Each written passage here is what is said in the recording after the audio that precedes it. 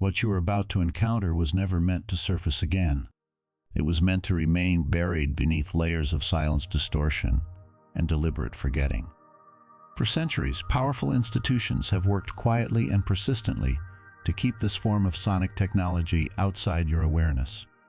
They understood something fundamental: once you hear it, once you activate it, you access a kind of autonomy that makes you very difficult to control. Not rebellious in a political sense, but sovereign at a biological and perceptual level. There are documented accounts scattered across history and modern case studies alike of spontaneous healing of chronic conditions, dissolving without intervention, of sudden shifts in awareness that challenge every established scientific framework. Again and again, these accounts trace back to one common factor: a precise vibrational frequency. This is not speculation, and it is not mysticism dressed up in scientific language. It is acoustic technology. Ancient Egyptian mystery schools, under the guidance of Thoth, the architect of universal law, understood and applied it thousands of years before modern medicine existed as a concept. What is rarely said out loud is this: the exhaustion you cannot seem to overcome, the anxiety loop replaying endlessly in your nervous system, even the illness your doctors frame as an unavoidable part of aging. None of these are random failures. They are not isolated breakdowns. They are symptoms of a system operating at the wrong frequency. And there is a sound, a precise harmonic key capable of recalibrating your entire biological field with startling speed. This is not about describing that frequency in abstract terms. It is about understanding how it becomes active inside your own body. But before that can happen, you need to grasp why it was erased from collective memory in the first place. The answer lies in decisions made millennia ago by power structures that recognized a simple truth: a human being tuned to the correct frequency cannot be easily manipulated. Such a person does not depend on external authority for coherence, meaning, or health. If you continue reading, understand that what follows has the potential to fundamentally alter how you relate to your body, your health, and the nature of reality itself. If something in you already senses a dormant intelligence waiting to come online, that recognition is not accidental. It is resonance. Nikola Tesla once remarked that to understand the universe, one must think in terms of energy, frequency, and vibration. He was not speaking metaphorically. He was pointing toward the literal architecture of reality. Everything that exists, including you, is structured as oscillation. And within that structure exists a specific sound, a singular frequency that history has attempted to erase repeatedly across civilizations, a vibration so foundational to life that every attempt to suppress it only reveals how threatening it is to systems that profit from dependence. If you are encountering this idea now, it is not random. It is not merely algorithms delivering content. It is resonance. Something ancient within you, older than conscious memory, is responding to a signal it recognizes. A blueprint embedded long before language, culture, or belief systems shaped your identity is beginning to remember itself.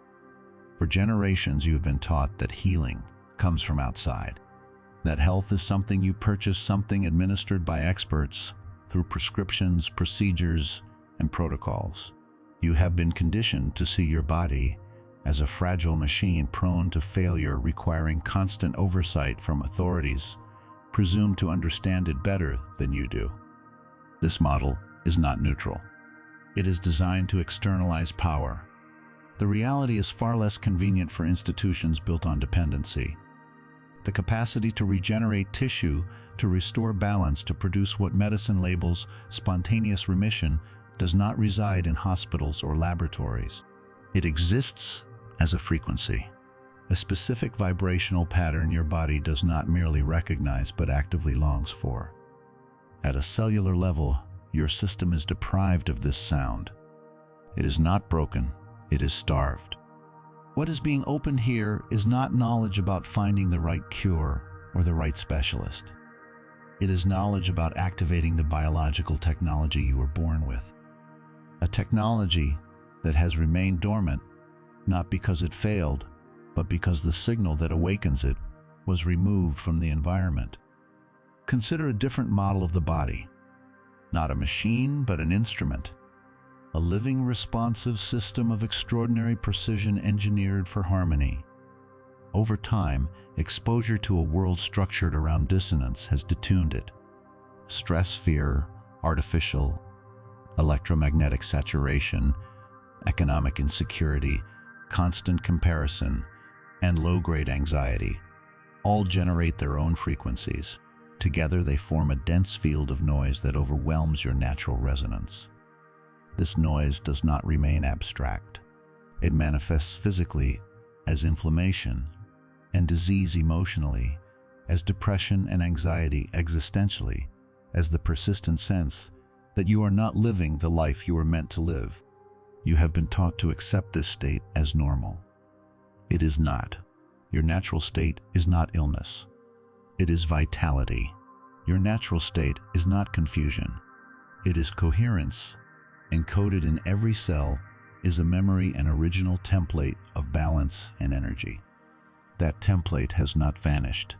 It has simply been obscured, buried beneath layers of interference. The process described here does not involve adding something foreign to your system. It involves removing interference so your body's own signal can broadcast clearly again. It is a return, not an upgrade. History provides uncomfortable evidence of how deliberately this knowledge was suppressed. In 325 CE,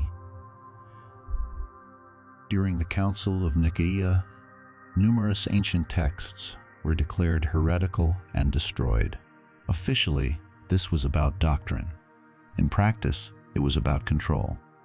Those texts contained instructions for direct access to transformation technologies that made external religious authority unnecessary. Some fragments survived. Texts later found near Nag Hammadi did not focus on rewards after death. They described practical methods for transformation in life, techniques for resurrecting consciousness through vibrational recalibration. They read less like theology and more like operational manuals for activating latent human potential. People who could heal themselves, who could regulate their own internal state, did not require mediation by priests, kings, or later corporations. The trail continues with communities like the Essenes who live near the Dead Sea. Contemporary historians describe them as healers capable of reversing conditions considered incurable. Their practices emphasized purity of vibration, sound breath, and communal coherence. They understood the body as an interface between frequency and matter. What emerges from all of this is not a fantasy, but a suppressed paradigm. You are not malfunctioning. You are out of tune. And tuning is not a metaphor. It is a physical, biological process governed by resonance. When the correct frequency is reintroduced, systems reorganize themselves naturally. This understanding does not ask you to believe blindly. It asks you to listen differently, to recognize that your body is not an inert object but a responsive field. The signal it has been waiting for is subtle, precise, and deeply familiar. When it is restored control, structures lose relevance. Dependence dissolves. What remains is alignment. That is why this knowledge was buried, and that is why it is resurfacing now. They did not rely on herbs, incisions, or invasive interventions. Their approach bypassed chemistry and mechanics entirely. What the Essenes used was called kol refu, the voice of healing. They understood sound not as a secondary phenomenon traveling through air, but as a primary force capable of rewriting biological instruction at its source. To them, sound was not symbolic. It was functional. In their worldview, a human being was a resonant system before it was a physical one. Flesh followed frequency. Structure followed tone. What we now label as miracles were, in their understanding, predictable outcomes of precise vibrational intervention. Their healing work was not improvised or dependent on belief. It followed repeatable principles. Those seeking healing were placed within carefully constructed acoustic environments. These were not random chants or emotional prayers. They were specific vocalizations, tones sustained at exact intervals, layered in ways that generated stable acoustic fields. Witnesses across different regions and time periods described the same effects with striking consistency. People who had lost the ability to walk stood and moved. Individuals with impaired vision reported clarity returning. The changes occurred without ritual drama. No suggestion, no theatrics. The body simply responded. This was not faith healing, and it was not placebo. It was applied physics at the level of biology, sound interacting directly with cellular organization. The Essenes recognized disease as dissonance, a system, an organ,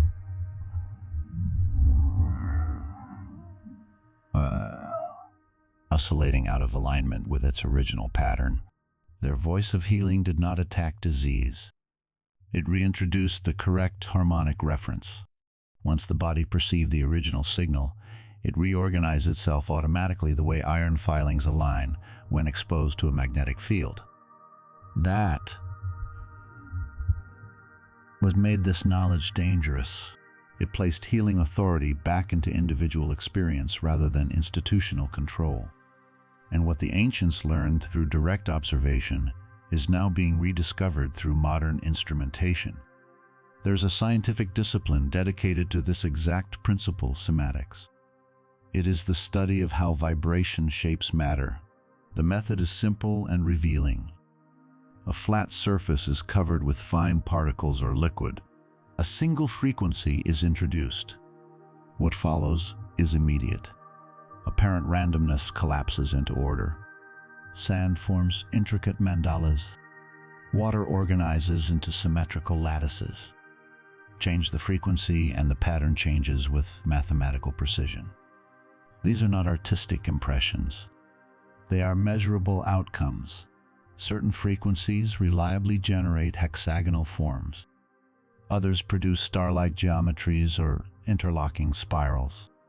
The patterns mirror those found in nature, in crystalline minerals, snowflake shells, plant phyllotaxis, and ancient architectural proportions.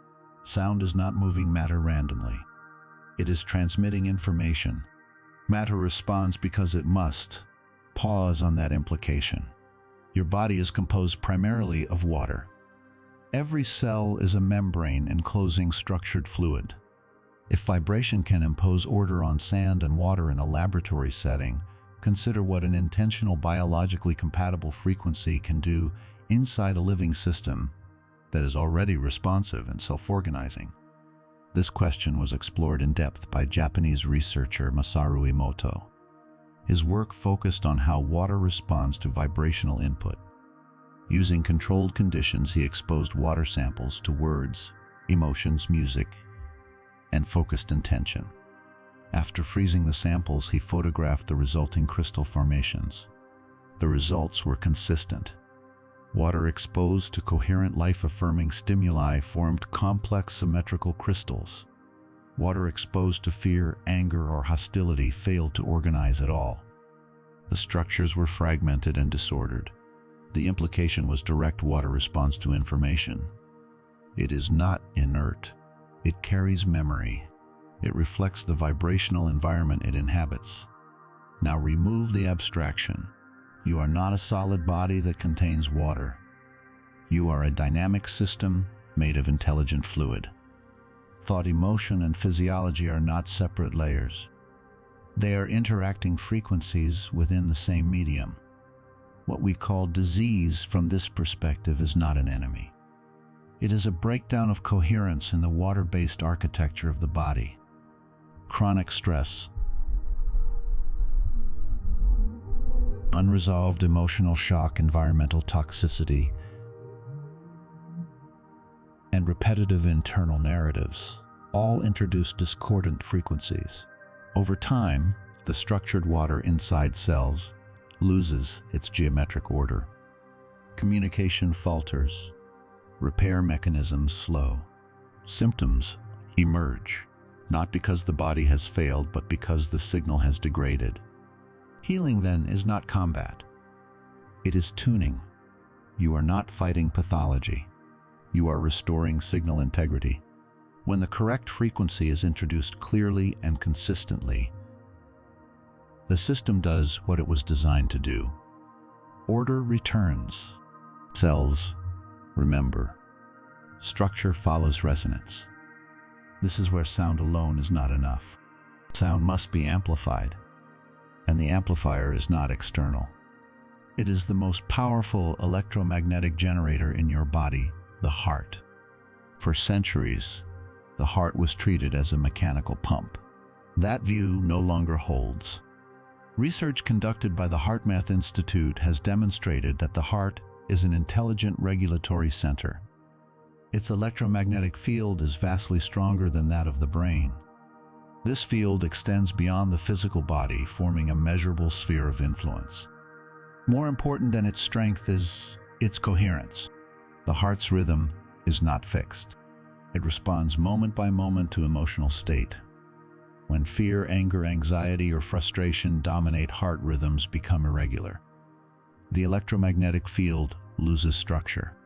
This incoherence disrupts communication throughout the nervous system. Cognitive clarity declines. Immune response weakens. Stress hormones rise and remain elevated.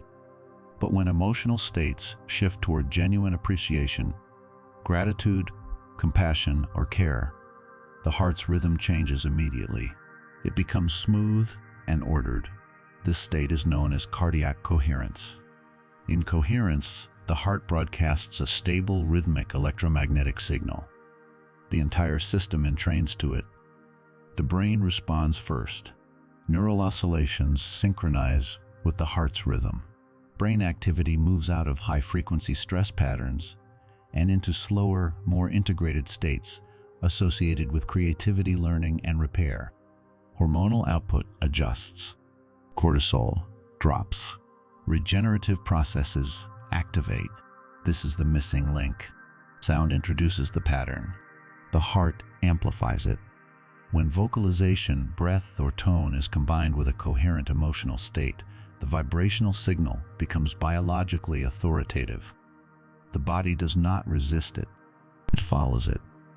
This is why intention alone is insufficient, and why sound without coherence produces limited results. Healing emerges when frequency, emotion, and physiology align. The Essenes understood this intuitively. Their vocal healing was never separate from cultivated inner states.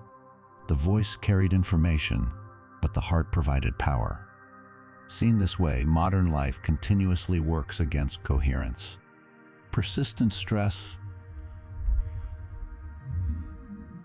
emotional suppression, digital saturation, and constant threat narratives keep the heart in irregular rhythms. Even well-intentioned sound practices fail when the internal field is chaotic. The signal cannot propagate cleanly. Restoring coherence is not complex. It is practical. It begins with attention, with breathing that is slow and rhythmic, with emotional states that are real, not forced, with sound that is simple, sustained, and intentional. The body recognizes these conditions immediately because they match its original operating environment. Nothing about this requires belief. It requires participation. Your system is already listening. It has always been listening. The only question is what signal you are broadcasting into your own internal field. When sound, heart, coherence, and conscious awareness align, healing stops being mysterious. It becomes mechanical in the most precise sense. Cause and effect reassert themselves. Order emerges because the conditions for order have been restored. This is not new knowledge. It is remembered knowledge, and it becomes functional the moment you stop outsourcing authority and begin working with the instrument you already are. In this state of coherence, the body's internal chemistry shifts in measurable ways. The production of regenerative hormones such as DHEA rises significantly. Inflammatory signals quiet down. Repair processes that were previously suppressed begin to reassert themselves. What moments earlier felt like internal conflict at the cellular level gives way to synchronization. Cells stop competing for resources and start communicating again. The body begins to behave like an orchestra that has finally located its tuning note, each section no longer fighting the others but contributing to a single coherent composition. Within such a field, disease cannot easily persist. Whether it appears as physical degeneration, emotional instability, or cognitive disturbance, illness relies on fragmentation. It feeds on incoherence. When the internal environment becomes ordered and high in vibrational integrity, the conditions that sustain disease dissolve. Healing is no longer an aggressive act. It is not something forced. It is a yielding back into coherence, a return to the state where vital energy moves without obstruction, and the system remembers how to regulate itself. At this point, a practical question always arises. How do you access this state consistently? How do you activate cardiac coherence without years of disciplined practices such as meditation, breathwork, and gratitude are effective, but they often require time and sustained effort. Ancient practitioners were aware of this limitation. That is why they preserved a shortcut. They understood that sound could act as a direct switch, a sonic command capable of shifting the nervous system almost instantly. This was not prayer in the modern sense, and it was not symbolic ritual. It was applied acoustics. Certain vocalizations were known to speak directly to the body's regulatory networks. When produced correctly, they bypassed conscious effort and engaged the system at a reflexive level. These sounds were not appeals to external forces. They were instructions encoded in vibration.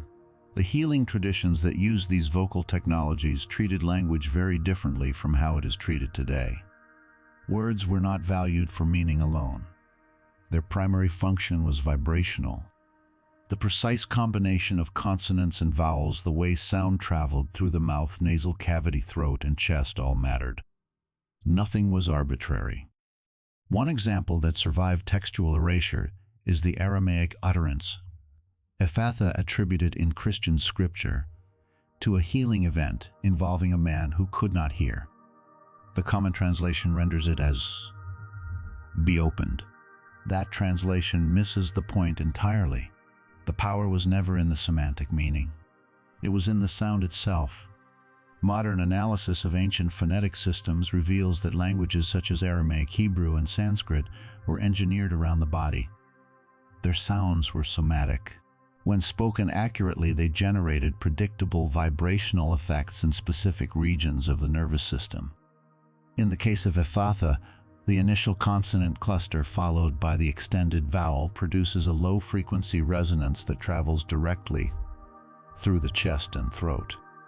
According to Essenes texts discovered in desert caves near Qumran, this particular sound was used to stimulate the vagus nerve. This detail was lost in later theological reinterpretation, but its physiological relevance is now well understood. The vagus nerve is the longest cranial nerve in the body. It connects the brain to the heart, lungs, digestive tract, and immune organs. It is the primary regulator of the parasympathetic nervous system, the branch responsible for rest, repair, and regeneration. When vagal tone increases, the body exits survival mode. Heart rate slows. Digestion improves. Inflammation decreases. Cellular repair accelerates.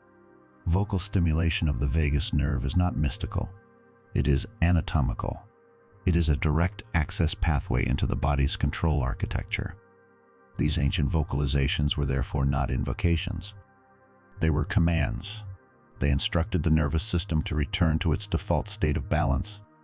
They reminded the body of its original operating parameters. The frequencies generated by these sounds typically fall between 7 and 11 Hz.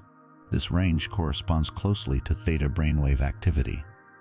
Theta is the state experienced in deep relaxation, early sleep, and profound meditative absorption. It is the threshold state where the subconscious becomes accessible and highly receptive. In theta, the brain is no longer defending existing patterns. it is open to reorganization. When these elements come together, the system completes itself. First, a cultivated emotional state, such as genuine appreciation or compassion, establishes cardiac coherence. This acts as the amplifier. Second, vocal sound engages the vagus nerve and entrains brainwave activity. This acts as the key. Third, clear visualization of healing already complete provides the instruction. Not hope, not desire, recognition. Together, these components form an activation protocol. They open access to the body's internal pharmacy. Neurochemicals associated with repair, growth, and immune regulation are released in coordinated waves. Nothing new is introduced. Nothing external is imposed. The system simply wakes up to what it already contains. This process does not fix you. It activates you. It does not intervene from the outside.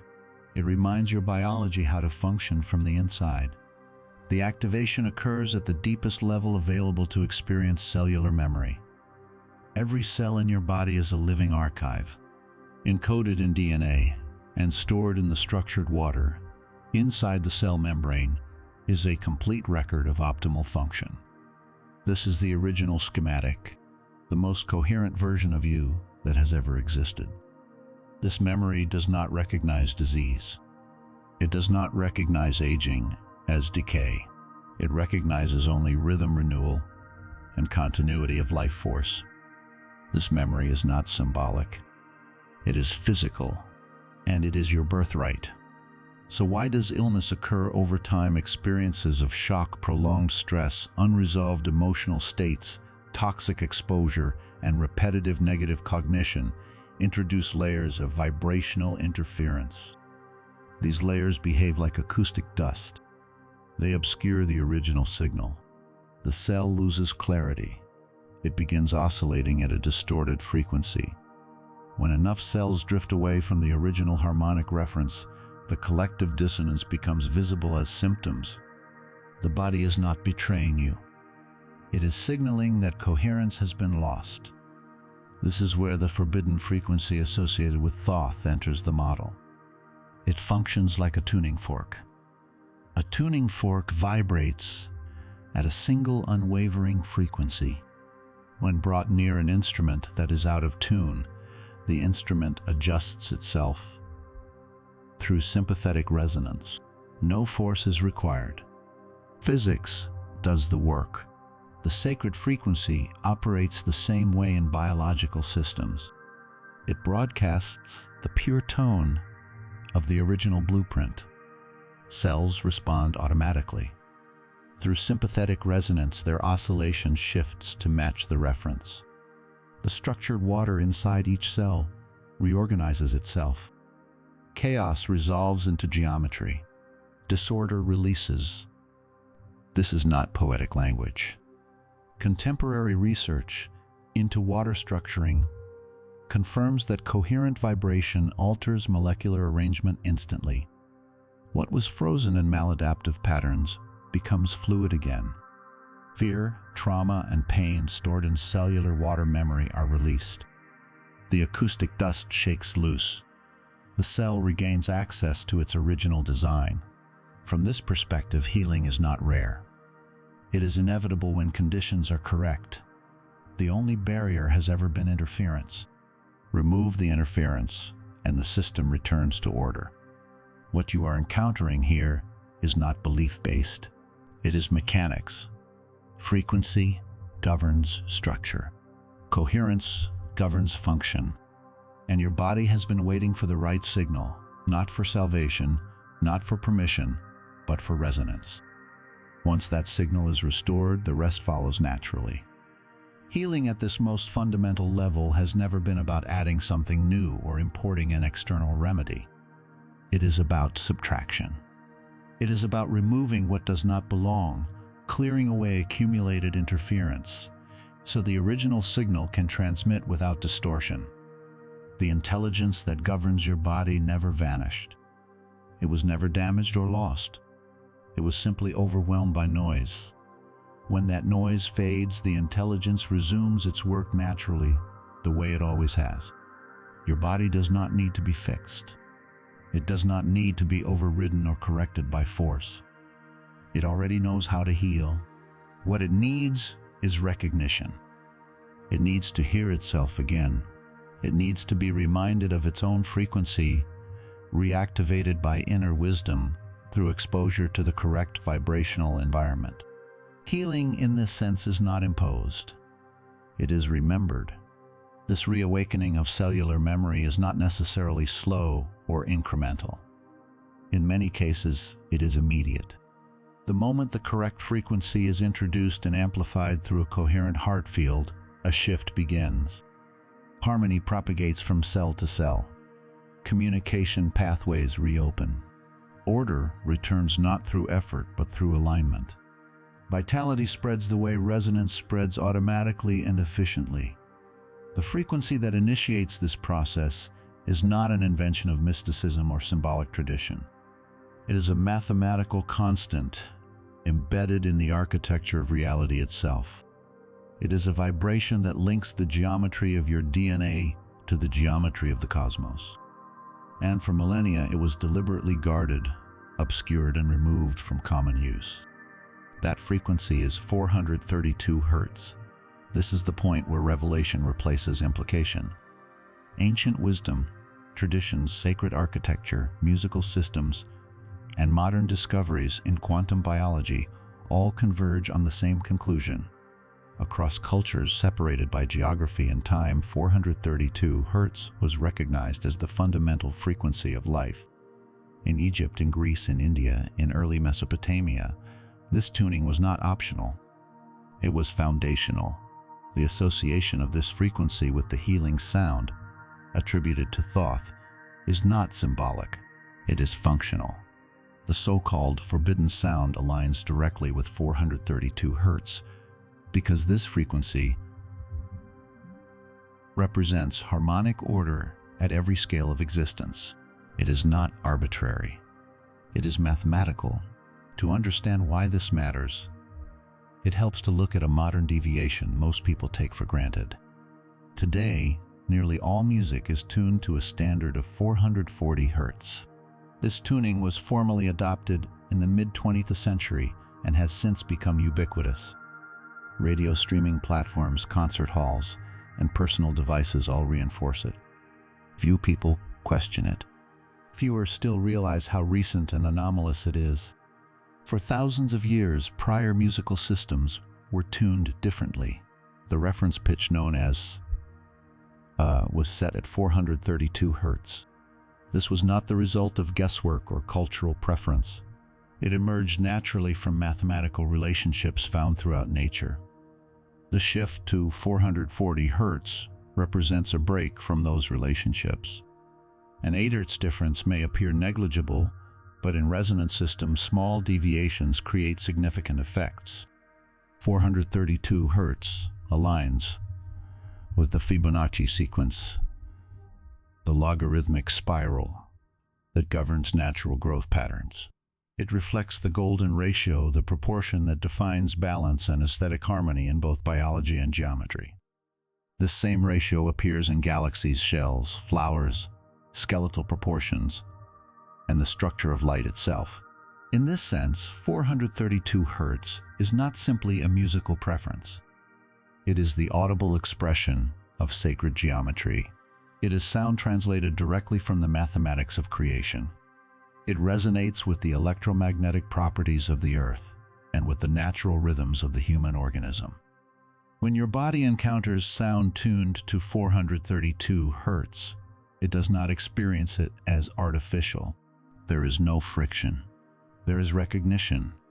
At a cellular preconscious level, it registers as familiar, as home. Research and observation show that exposure to this frequency promotes synchronization between the left and right hemispheres of the brain. Analytical processing and intuitive perception begin working together rather than competing. Mental clarity increases. Internal dialogue quiets. At the same time, the heart naturally enters a coherent rhythm, activating the parasympathetic nervous system. Blood pressure drops. Heart rate stabilizes. The body shifts out of vigilance and into restoration. Water inside the body responds immediately. Structured water reorganizes into more stable and coherent configurations. Communication between cells improves. Inflammatory signaling decreases.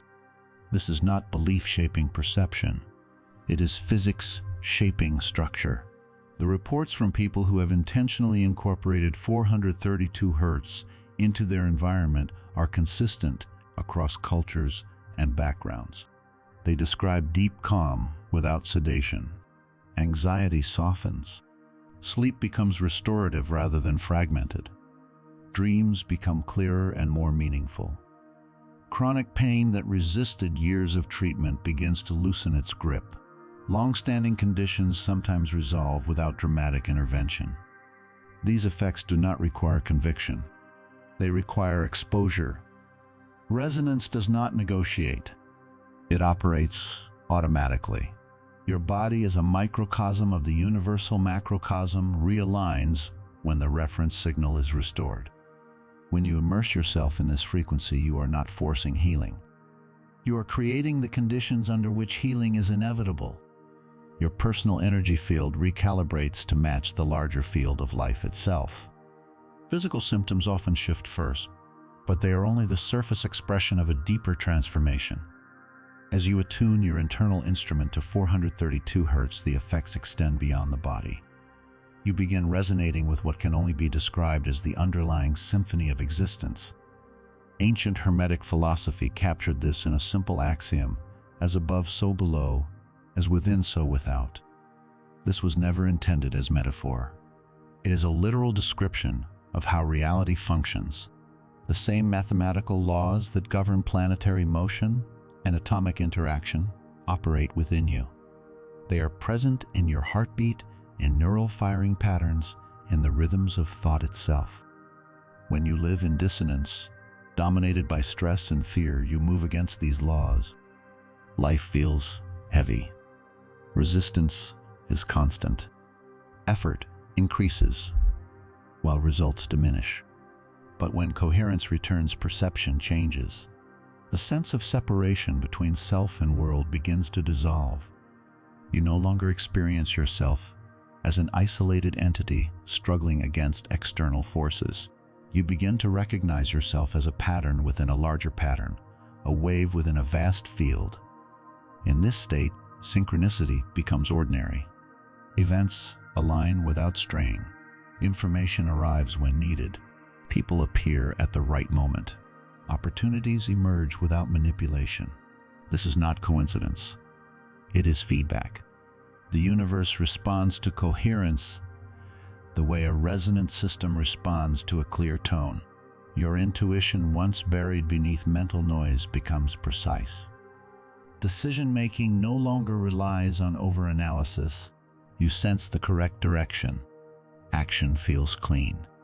Doubt recedes not because uncertainty disappears, but because trust replaces it. You stop searching endlessly outside yourself for answers. You realize that the same intelligence shaping stars and ecosystems is accessible within you through a coherent heart and a tuned nervous system. Guidance is no longer abstract. It is embodied. Personal healing reveals its deeper nature. It is not merely the resolution of symptoms. It is the remembrance of unity, the realization that separation was always an illusion maintained by interference. When coherence returns, struggle gives way to flow. Life no longer feels like a problem to be solved. It begins to feel like a rhythm to be followed. Control loosens. Trust strengthens. You learn to move with the currents of existence rather than against them. What once felt exhausting begins to feel precise. What once required force begins to unfold. This is not an escape from reality. It is deeper participation in it. And it begins with a single act of alignment, a willingness to let the original frequency speak again. To reach a point where you know, not intellectually but in your bones, that everything is unfolding according to a precise and benevolent order. even when your rational mind cannot yet trace the pattern, is to cross a threshold. At that point, healing of the physical body reveals itself not as the primary goal, but as a natural side effect of something far deeper. What is truly taking place is an expansion of consciousness that touches every layer of your existence at once. This resonance with universal harmony is not an abstract belief or a philosophical position. It is a lived experience. It is a felt sense of belonging that does not depend on circumstances. A quiet certainty, a stable inner gravity. It manifests as peace without passivity and power without aggression. You no longer feel compelled to wrestle with life or force outcomes into existence. Instead, you begin participating as a conscious co-creator with the very intelligence that animates life itself. This shift from separation to unity, from resistance to flow, is the catalyst for the most radical transformation a human being can undergo. It is not dramatic on the surface. It is profound at the root. As alignment with this frequency stabilizes, the transformation moves far beyond symptom relief. Your entire inner architecture begins to reorganize. Thought patterns that once ran your life unnoticed begin to lose their grip. The old internal voices that whispered, "I'm not enough, life is suffering," or "I don't deserve ease," start dissolving. Not because you argued with them, not because you replaced them with affirmations. They dissolve because the vibrational environment that sustained them no longer exists. Those patterns were never personal failures. They were adaptive responses to a dissonant internal state. Once coherence returns, they become unnecessary and simply fall away. The same happens with emotional patterns that once felt inseparable from your identity. Chronic anger, resentment held for years, low-grade anxiety that colored every decision. These states begin to unwind naturally. The energy you were unconsciously spending to maintain inner tension is released, and energy once freed always moves toward expression. It flows into creativity, vitality, clarity, purpose, and an uncomplicated joy that does not depend on external validation. You do not just feel better, you become different. Mornings arrive with a sense of openness you may not have felt since childhood. Your perception widens.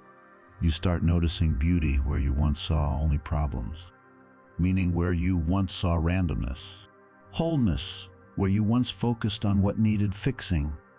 Life does not suddenly become perfect, but your relationship to imperfection changes completely. At the deepest level, something even more fundamental shifts. The existential fear that underlies so much human suffering, the fear of death, of uncertainty, of losing control, loosens its hold. In its place emerges a quiet trust in the continuity of existence. You begin to understand, not conceptually but somatically, that you are not primarily a body. Your energy and consciousness temporarily organized into form. And energy does not disappear. It transforms. This realization does not distance you from life. It brings you closer to it. The radical nature of this transformation lies in the fact that nothing new is added. What changes is what is removed. Layers of false identity, inherited conditioning, unresolved trauma, and borrowed belief systems fall away. What remains is not an improved version of the old self, but the emergence of the authentic being that was always present beneath the noise. This is not becoming someone else. It is becoming yourself.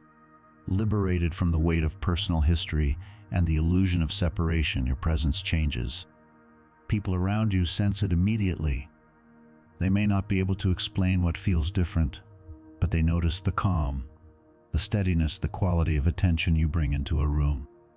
There's a new kind of light about you, not performative, not loud, but unmistakable. Your relationships reflect this shift. You stop attracting dynamics rooted in old wounds. Connections based on drama dependency or unconscious repetition lose their pull. In their place, you draw in relationships that mirror your new frequency, honest, grounded, reciprocal, and real. You stop reacting automatically and start responding consciously. Situations that once would have destabilized you are now met from a different vantage point. You see them as information rather than threats, as opportunities for growth rather than evidence of failure. Emotional reactivity gives way to responsiveness. You remain engaged, but no longer entangled. Life stops feeling like something that happens to you. It begins to feel like something that moves through you. You recognize yourself as a channel for insight, creativity, intuition, and healing. Not because you adopt a new identity, but because resistance has fallen away. This is not an endpoint. It is the beginning of a new way of being human. An awakening to the truth that you are far more capable, more resilient, and more expansive than you were ever taught to believe. And when this truth anchors deeply, something else becomes clear. This realization is not meant to be hoarded. It carries responsibility not as obligation, but as natural consequence. Coherence wants to spread. Light wants to illuminate. Which brings us to the final phase of the journey. Spiritual path does not end when you discover the light within yourself. That discovery is the threshold. The real work begins when you integrate that light into everyday life. You return to your work, your family, your routines, but you return as someone fundamentally altered. The world may appear unchanged, but your relationship to it is permanently different. You carry an unshakable knowing of your own inner authority. Practices such as listening to music tuned to 432 Hz, vocalizing at this frequency, or intentionally cultivating cardiac coherence through emotion and attention become anchors. Not rigid rituals, but living reference points. Ways of remembering who you are when the noise of the world attempts to pull you back into old patterns. This journey was never an escape from reality. It was a deeper immersion into it, a more honest engagement with what is. Armed with awareness and practical tools, you are no longer at the mercy of circumstance. You become the conscious conductor of your own internal symphony. And here responsibility enters naturally. What you have integrated is not private property. It is a flame, and flame multiplies when shared. When you help another person reconnect with their own capacity for healing through presence, example, listening, or simple authenticity, you amplify coherence in the field. Your light does not diminish. It expands. Each person who awakens becomes another source of resonance. Personal transformation becomes the seed of collective change. This transmission does not occur through persuasion or argument. It happens through presence, through the stability of your nervous system, through the coherence of your heart. Human beings are instinctively drawn to coherence, just as plants orient toward light. When you embody harmony, you become a stabilizing field for others, often without saying a word. Healing spreads through proximity, like ripples across water when a stone touches the surface. You might consider returning to this transmission each morning for a few days, allowing it to recalibrate your internal state as your day begins. And when the impulse feels genuine, share it with someone who is ready to remember their own strength. That act of sharing reinforces coherence in both of you. You become a tuning fork for their awakening, and they become one for yours. This is how collective consciousness shifts, one resonance at a time. If you have stayed with this journey to this point, it is because something in you recognized truth. That recognition is not coincidence. It is resonance. Take a moment now to acknowledge it, to yourself, or outwardly mark the choice you are making. Your frequency is changing. That declaration is a signal to your body, to the field, to the intelligence that has always been listening, that alignment is now conscious. Your attention here has already contributed to the expansion of this work, and for that gratitude is due. This journey does not end here. It deepens. What you now understand about 432 Hz and cellular coherence is only the foundation. There is another layer, an internal mechanism encoded long ago that acts as a direct switch for rapid shifts in biology and perception. The ancients preserved this knowledge in the teachings attributed to Thoth himself. When you're ready, the next transmission is waiting.